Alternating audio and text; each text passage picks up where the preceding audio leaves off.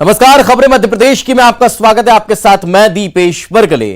प्रदेश की 28 सीटों में सबसे हॉट मानी जाने वाली सीट सांवेर में कमल खिलाने के लिए भाजपा पूरी तरह से ताकत लगा रखी है, लेकिन भाजपा के कई कार्यकर्ता बदले सियासी समीकरण में तुलसी सिलावट के लिए एकजुट नहीं हो पा रहे हैं। ऐसे में खुद मुख्यमंत्री शिवराज सिंह चौहान भाजपाइयों को एकजुट करने इंदौर पहुंचे, जहां उन्होंने कार्यकर्ताओं को जीत का मंत्र दिया।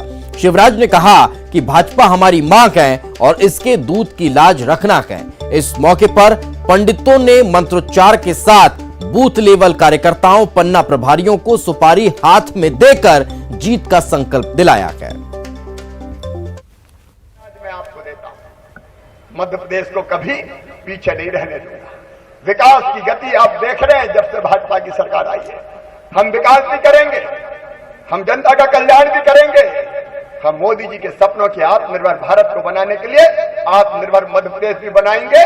और एक वचन और आपको दे रहा हूं, मेरे कार्यकर्ता साथियों, बहनों और भाइयों, आपका मान, आपका सम्मान और आपकी शान कभी जाने नहीं दूंगा, कभी नहीं जाने दूंगा। जितने भी लोग बैठे हैं सद्य मुख्यमंत्री जी, इन सब में मन से लेकर वहां तक सबसे छोटा कार्यकर्ता भाजपा का अंतिम पंक्ति का तुलसी सिलावट ये विश्वास दिलाता है, यह आपको संकल्प लेता है कंधे से कंधा लड़ाकर जीवन भर, जब तक तुलसी सिलावट में रक्त में खून है, पूरा साथ भाजपा मेरी मां के चरणों में आ गया। इंदौर के सांवेर में मुख्यमंत्री शिवराज सिंह चौहान ने पूर्व मुख्यमंत्री कमलनाथ पर जोरदार हमला बोला है। शिवराज सिंह ने कमलनाथ को रोतेला मुख्यमंत्री बताया। कहा, जब देखो रोते रहते थे कमलनाथ, पैसा की नहीं हमेशा यही कहते रहे हैं, लेकिन हमने रास्ता निकाला, विकास कार्यों को बंद नहीं होने दिया। 60 करोड़ की 12,960 सड़कों का और 47 पुलों का लोकार्पण करके आया हूं, कोरोना काल में बनाया है। वो कहते थे पैसे ही नहीं है, जब देखो रोते ही रहते थे, है ही नहीं, है ही नहीं। अब मुख्यमंत्री ऐसा रोतेला चाहिए क्या आपको, जो कहे कि है ही नहीं है? अब है ही नहीं तो तू काहे के लिए मुख्यमंत्री भैया? अरे नहीं है तो रास्ता निकाल। हमने रास्ता निकाला। ये बात सही है कि दिक्कत है, कोरोना के कारण टैक्स कम आया है, लेकिन जहां चाह होती है वहां राह निकल ही जाती है। तो और ज्यादा जानकारी के साथ हमारे सहयोगी अरुण हमारे साथ जुड़ चुके हैं। अरुण, एकजुटता दिखाई वहां पर नजर आई या फिर नहीं? क्योंकि उस एकजुटता के लिए ही कहीं ना कहीं भाजपा वहां पर एड़ी चोटी का जोर लगाती हुई नजर आ रही है। वो आज सीएम के पहुंचने पर भी नजर आई या फिर नदारद दिखी? बिल्कुल, देखिए, जो 28 सीटों पर चुनाव है एमपी में और उसमें सरकार का भविष्य उसी पर टिका हुआ है, इसलिए एक एक सीट पर पूरा जोर बीजेपी लगा रही है और इस संकल्प कार्यकर्ताओं को दिलाया जा रहा है कि वो अपना बूथ जिताएं। और इंदौर में भी यही दिखाई दिया। सीएम शिवराज सिंह ने खुद कहा कि बीजेपी हमारी मां है और उसके दूध की लाज हमको रखना है, इसलिए उन्होंने बूथ स्तर के कार्यकर्ता और पन्ना प्रभारियों को सुपारी देकर संकल्प दिलाया कि वो अपना बूथ जिताने का काम करेंगे। उन्होंने साफ कहा कि ये जो चुनाव है ये शिवराज सिंह को स्थायी बनाने के लिए चुनाव है। तुलसी सिलावट तो निमित्त मात्र है, कमल के फूल का चुनाव है और इस चुनाव को जीतने के बाद ही बीजेपी की जो सरकार है वो स्थायी रह पाएगी, इसलिए हर एक कार्यकर्ता को जी जान से लग जाना है। हालांकि इस दौरान उन्होंने कमलनाथ पर जमकर निशाना साधा और उन्हें रोतेला मुख्यमंत्री तक बताया और कहा कि वो हमेशा रोते रहते थे। लेकिन सबसे बड़ा सवाल यही है कि बीजेपी को एकजुट रखना है और इस चुनाव को बहुत संजीदगी से लड़ना है, साथ ही इस चुनाव को जीतना भी है। इसको लेकर खुद मुख्यमंत्री सीधा संवाद कर रहे हैं, मंडल स्तर के कार्यकर्ताओं से संवाद कर रहे हैं, बूथ स्तर के कार्यकर्ताओं से मिल रहे हैं और पन्ना प्रभारियों तक से वो संवाद कर रहे हैं। उन्हें सांवेर के पन्ना प्रभारियों और बूथ स्तर के कार्यकर्ताओं को संबोधित किया। इसके बाद वो नेपा नगर भी गए, नेपा नगर भी उन्होंने मंडल का सम्मेलन में भाग लिया। इसके बाद वो मानधाता में भी उन्होंने तमाम विधानसभा क्षेत्रों में वे पहुंचते हुए नजर आए हैं। बहुत बहुत शुक्रिया इस तमाम जानकारी के लिए। मुख्यमंत्री के साथ की बीजेपी कांग्रेस पर पूरी तरह से हमलावर हो गई है। पार्टी ने कमलनाथ के 15 महीने की गलतियां जनता के सामने गिनाई है। कमलनाथ ने कहा कि आखिर उनकी सरकार की गलती क्या थी। इस पर बीजेपी ने आज गलतियों का पिटारा मीडिया के सामने खोल दिया। बीजेपी का आरोप है कि शिवराज सरकार की जितनी भी लोकप्रिय योजनाएं थी उन सभी योजनाओं पर ताला लगाने का काम कमलनाथ सरकार ने किया था और इस वजह से ही उनकी सरकार गई है। महीनों के पाप कमलनाथ सरकार के, कांग्रेस सरकार के कितने भीषण थे, जिनको झेलना पड़ा, जिनको भुगतना पड़ा, वो जरूर इस बारे में बताएं। और ऐसे ही कुछ पाप हम भी गिनाने की कोशिश करते हैं, कुछ, क्योंकि सारे पाप तो हम नहीं गिना सकते, क्योंकि इतने सारे संख्या में इन्होंने कुकर्म धतकर्म सरकार के रहते कुशासन अराजकता का माहौल पैदा किया कि वो कोई एक बार में तो बता नहीं सकता। कमलनाथ जी, आप पूछ रहे हैं कि हमसे क्या पाप? कमलनाथ जी, दोषी हैं आप, क्योंकि किसानों के प्रति आपने किया है पाप। आपके राष्ट्रीय अध्यक्ष राहुल गांधी जी ने कहा था 10 दिन के अंदर कर्जा माफ, 10 दिन के अंदर कर्जा माफ सारे का सारा, और नहीं किया तो हम 11वें दिन मुख्यमंत्री बदल देंगे। वो वीडियो भी मीडिया के बीच में मौजूद है, लेकिन 15 महीनों में वो कर्जा माफ नहीं। तो और ज्यादा जानकारी के साथ हमारे सहयोगी शरद हमारे साथ जुड़ चुके हैं। शरद, अभी तो ये अंगड़ाई है, यानी कि अभी तो ये शुरुआत है, इस तरह के और कई आरोप और आरोपों का पिटारा निकलकर सामने आने वाला है। देखिए, बिल्कुल आपने सही कहा कि अभी तो ये शुरुआत है, क्योंकि अभी दोनों तरफ के जो योद्धा हैं वो तय हुए हैं और उसके बाद में जो लड़ाई है वो बहुत ज़्यादा और तीखी होने वाली है। देखिए, एक तरीके का जो इमोशनल कार्ड है वो कहीं ना कहीं पीसीसी चीफ कमलनाथ अपने जितने भी उनके कैंपेनिंग हो रही है उसमें दिखा रहे हैं और वो पूछ रहे हैं जनता से कि आखिरकार उनकी क्या गलती थी कि जिस वजह से 15 महीने के अंदर उनकी जो सरकार है वो गिर गई या उनकी सरकार चली गई। तो इस पर अब बीजेपी ने कहीं ना कहीं काउंटर किया है और बीजेपी ने आज बाकायदा एक पूरी फहरिस्त जारी की है जिसमें उनका कहना यह है कि दरअसल ये कमलनाथ सरकार की जो गलतियां हैं वो ये थी और उन गलतियों में उन्होंने किसान कर्ज माफ़ी से लेकर संबल योजना को बंद करने की गलती से लेकर कृषि उपकरणों पर जो अनुदान मिलता था उसको बंद करने की गलती से लेकर तमाम जो गलतियां हैं वो उन्होंने गिनाई हैं। हालांकि दोनों तरफ से आरोप प्रत्यारोप के दौर चल रहे हैं, देखना होगा कि आखिरकार ये सियासी तकरार और कितना आगे तक जाती है, लेकिन इन सब के बीच में जनता सब समझ रही है और वो देख रही है कि आखिरकार उनके हित की बात कौन कर रहा है, उनसे जुड़ी हुई योजनाएं वाकई में किसने शुरू की और किसने बंद की, वो सब समझ रही है। और उम्मीद है कि जब 3 तारीख को वो अपना मताधिकार का इस्तेमाल करने पहुंचेगी वोट ईवीएम के पास में, तो फिर उसके दिमाग में ये बात भी जरूर होगी। लेकिन शरद, इन सबसे इतर एक सवाल यहाँ पर ये खड़ा होता है कि इन तमाम आरोप प्रत्यारोप और खींचतान की राजनीति के बीच क्या उन विधानसभा क्षेत्रों के वो महत्वपूर्ण मुद्दे भी कहीं नजर आ रहे हैं जो वाकई में वोटरों के लिए बहुत ज्यादा मायने रखते हैं, वो कहीं दिखाई देते हैं या फिर वो सब गौण साबित हो रहे हैं? देखिए, ये बिल्कुल आपने सही कहा और सिर्फ इस उपचुनाव की बात नहीं है, जितने भी चुनाव होते हैं चाहे वो विधानसभा के हों चाहे लोकसभा के हों, उनमें कहीं ना कहीं वो सारे मुद्दे जो वाकई में जनता के हितों से जुड़े हुए हों, उनके विधानसभा के क्षेत्र से जुड़े हुए हों, उनके डेवलपमेंट से जुड़े हुए हों, वो गौण हो जाते हैं और इस तरीके के जो आरोप प्रत्यारोप हैं वो ज़्यादा प्रभावी हो जाते हैं। लेकिन जैसे मैंने कहा कि जनता समझदार है, वो ये जानती है कि आखिरकार कौन उनके हित की बात कर रहा है और कौन नहीं कर रहा है। निश्चित ही अगर वो मुद्दे पीछे छूटेंगे जो उनसे जुड़े हुए हैं, चाहे उनकी सड़क का मुद्दा हो, उनकी बिजली का मुद्दा हो, उनकी पानी का मुद्दा हो, बिल्कुल, तो उसका कहीं ना कहीं असर भी रिजल्ट के दिन दिखाई देता नजर आएगा। बहुत बहुत शुक्रिया शरद इस तमाम जानकारी के लिए। मुख्यमंत्री शिवराज सिंह चौहान ने 13,000 ग्रामीण सड़कों का वर्चुअल लोकार्पण किया है। पंचायत एवं ग्रामीण विकास विभाग की तरफ से बनाई गई 4,120 किलोमीटर लंबी सड़कों के निर्माण में 1,359 करोड़ की लागत लगी है। समारोह में पंचायत एवं ग्रामीण विकास मंत्री महेंद्र सिंह सिसोदिया तथा राज्य मंत्री रामखिलावन पटेल भी मौजूद रहे। सीएम शिवराज इस मौके पर कुछ जिलों के सरपंचों से संवाद भी करते नजर आए। पता चला है कि वो कह रहे हैं, शिकायत कर रहे हैं कि ये मुख्यमंत्री को रोको, ये लोकार्पण कर रहा है, ये शिलान्यास कर रहा है। अरे भाई, विकास से तुम्हें तकलीफ क्या है? एक तरफ तो पूर्व मुख्यमंत्री नेता प्रतिपक्ष कहते हैं शिवराज सिंह नारियल लेके घूमता रहता है, हर कहीं नारियल फोड़ देता है। कमलनाथ जी, नारियल नहीं फोड़ रहा हूँ, सड़कें बनवा रहा हूँ उनके साथ, पुल पुलिया बनवा रहा हूँ, भवन बनवा रहा हूँ, विकास के काम करवा रहा हूँ। आपके पास नहीं था पैसा, हमारे पास तो पैसा है। अब हम अगर शिलान्यास और लोकार्पण भी करते हैं तो उनको तकलीफ होती है और वो शिकायत करते हैं रोको रोको रोको। चुनाव आयोग में जाते हैं, यहाँ कोई चुनाव थोड़ी है जब हम शिलान्यास और लोकार्पण कर रहे हैं। ये कांग्रेस का विकास विरोधी कदम है। विकास के काम उनने तो किए नहीं, हम करते हैं तो चिढ़ते हैं।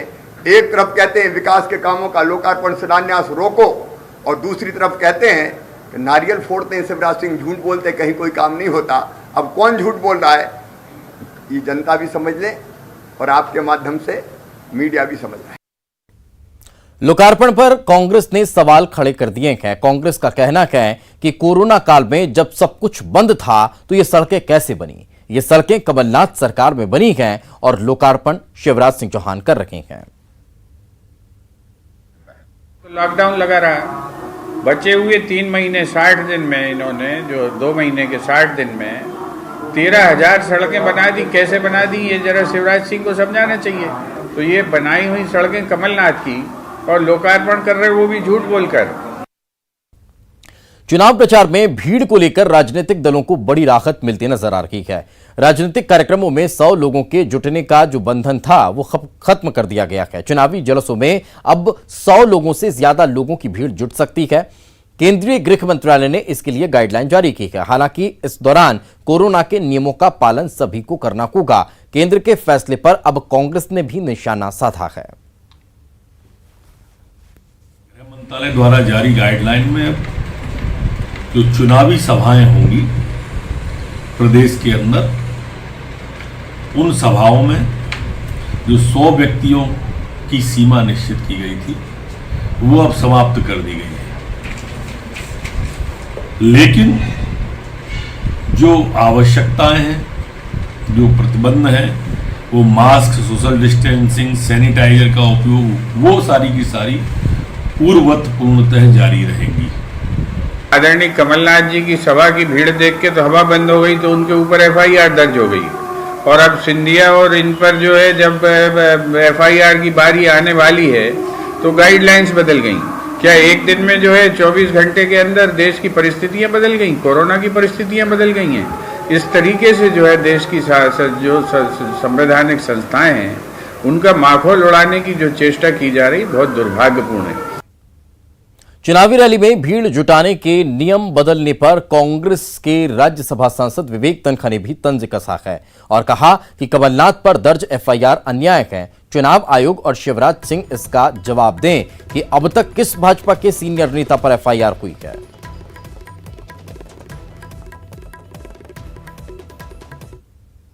कमलनाथ के काफिले पर हमले के सवाल पर सीएम ने कहा कि हम इस तरह की किसी भी घटना के समर्थक नहीं हैं। अगर कोई ऐसा करेगा तो उसके खिलाफ कार्रवाई सरकार करेगी।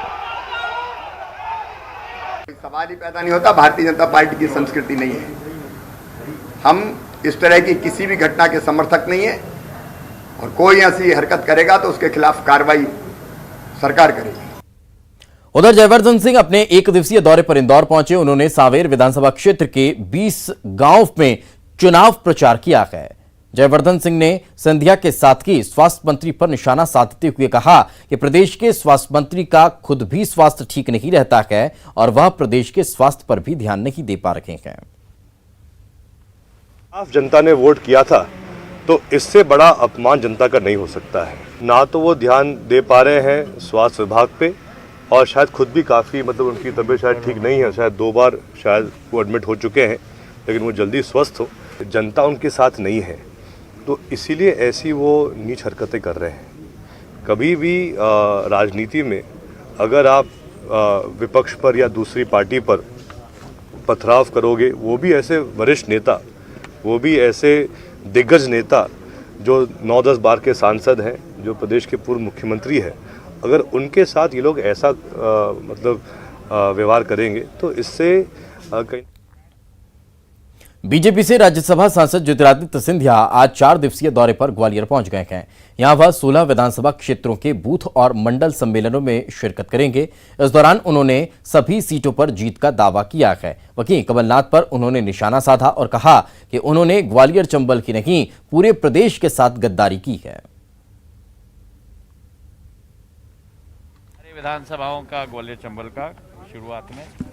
अगले 5 दिन का मेरा दौरा है और मुझे पूरा विश्वास है कि जिस तरीके से हमारी पार्टी पूर्ण रूप से एक सोच, एक विचारधारा और एक लक्ष्य के साथ जमीन पर उतरी है, विजय प्राप्ति मोदी जी के नेतृत्व में, नड्डा जी के नेतृत्व में, अमित शाह जी के नेतृत्व में और शिवराज सिंह जी के नेतृत्व में अवश्य भारतीय जनता पार्टी को हर सीट पर मिलेगी। एक तरीके से आप देखें तो एक छोटा प्रादेशिक चुनाव ही आप समझ लो, क्योंकि कई ऐसे राज्य हैं जिनके 40-50 सीट होती हैं। आज 28 सीटों का चुनाव अकेले मध्य प्रदेश में है और संपूर्ण मध्य प्रदेश का है, खास करके मालवा, ग्वालियर, चंबल का। निमाड़ में भी सीट्स हैं, बुंदेलखंड में भी सीट्स हैं, अनूपपुर की भी सीट है।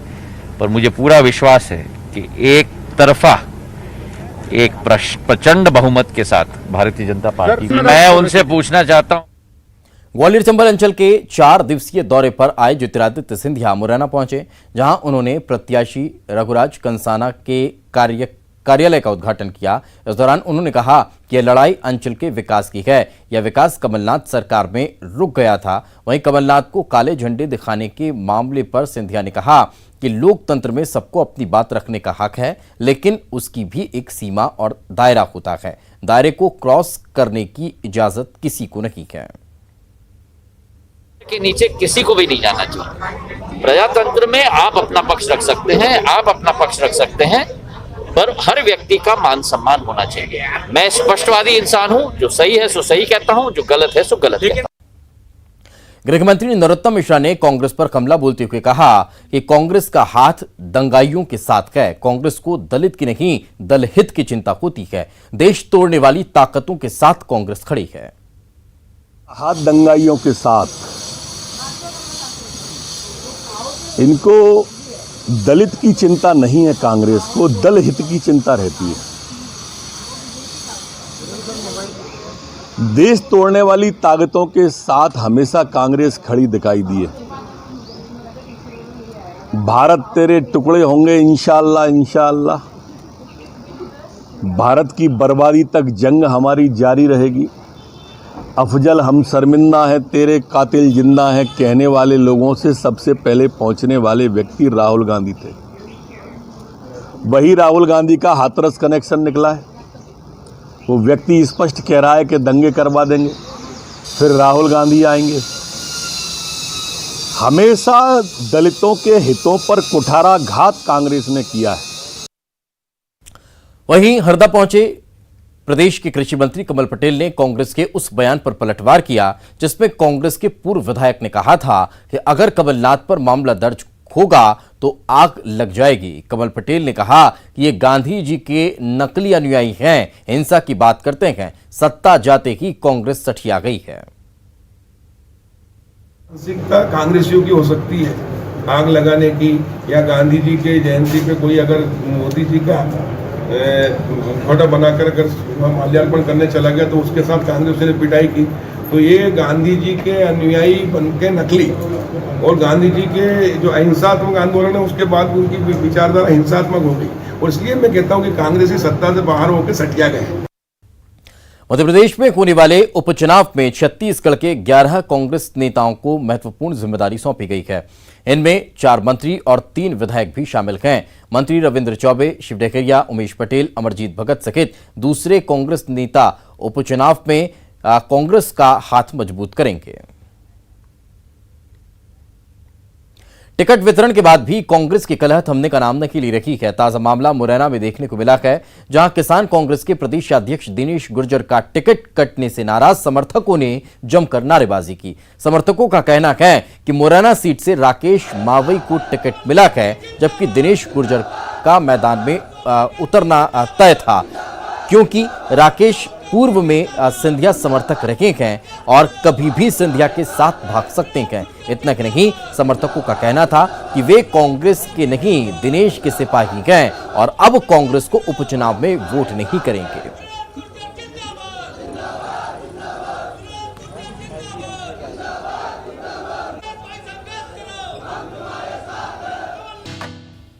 ब्रेक के बाद एक बार फिर आपका स्वागत है और बड़ी खबर मुरैना से मिल रही है। पुलिस ने 25 लाख रुपए जब्त किए हैं अल्लावेली चौकी राजघाट पर पुलिस ने ये कार्रवाई की है। ये पैसे जब्त किए गए हैं। चेकिंग के दौरान बड़ी मात्रा में पैसा बरामद हुआ है। मेरठ से बानबोर ये रकम ले जाई जा रखी थी। रेलवे कॉन्ट्रैक्टर की ये रकम बताई जा रखी है।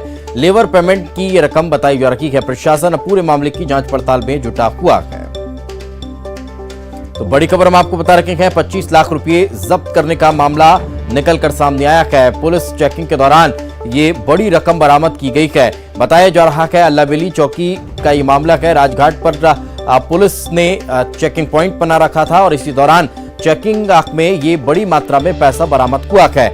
जानकारी जो मिल रही है कि मेरठ से बानबोर ये पैसा ले जाया जा रहा था। रेलवे कॉन्ट्रैक्टर हैं जो लेबर पेमेंट के लिए ये रकम ले जा रखे थे, जिनसे पूछताछ शुरू हो चुकी है। और ज्यादा जानकारी के साथ हमारे सहयोगी दुष्यंत हमारे साथ जुड़ चुके हैं। दुष्यंत, क्या कुछ अभी तक स्पष्ट हो पाया है कि ये पैसा वैध या अवैध? जी दीपेश जी, जिस तरह से आचार संहिता लगी है और मुरैना राजस्थान से सटा हुआ जिला है, राजघाट पुल पर अल्लावेली चौकी लगी है और ये हमेशा जब भी निर्वाचन के दौरान चेकिंग होती है तब इस सोना चांदी और ये रकम पकड़ने की बात आम हो गई है। अभी आज भी चेकिंग के दौरान 25 लाख रुपए पकड़े हैं, जिसमें हालांकि ये पूरे पैसे जो थर्ड लाइन बन रही है रेलवे की, उसके कॉन्ट्रैक्टर मेरठ के रहने वाले हैं। उनके द्वारा बताया गया कि जो बानमोर पर लेबर काम कर रही है उनको पेमेंट के लिए लाई गई थी, लेकिन अभी तक वो इस तरह इसका कोई लेखा जोखा नहीं दे पाए, इसलिए प्राइमा फेसी में उसको जब्त कर कोषालय में जमा किया गया है और कल तक का उन्हें समय दिया गया है। अगर कल तक वो इसका लेखा जोखा दे देंगे तो वो रिलीज कर दी जाएगी, अदरवाइज वो उसको जब्त कर लिया जाएगा। जी चलिए, बिल्कुल दुष्यंत, बहुत बहुत शुक्रिया इस तमाम जानकारी के लिए। तो जैसा कि हमारे सहयोगी बता रहे हैं कि अब कल तक का वक्त दिया गया है और वो अपना लेखा जोखा प्रस्तुत करेंगे, बताएंगे कि आखिर ये पैसा वो कहाँ से लेकर आ रखे हैं, कहाँ देने के लिए जो रखे हैं, कितनी रकम है, कितने मजदूरों को कितना कितना पेमेंट दिया जाना है, ये तमाम चीज़ें हैं जो अब निकल कर सामने आएंगी। ये तस्वीरें भी आप देख सकते हैं, ये वही रकम है जो जब्त की गई है और कल तक का अब समय दिया गया है कि वो अपना जो डेटा है वो प्रस्तुत करते हैं। और इसी के साथ इस बुलेटिन में फिलहाल इतना है कि खबरें लगातार जारी हैं।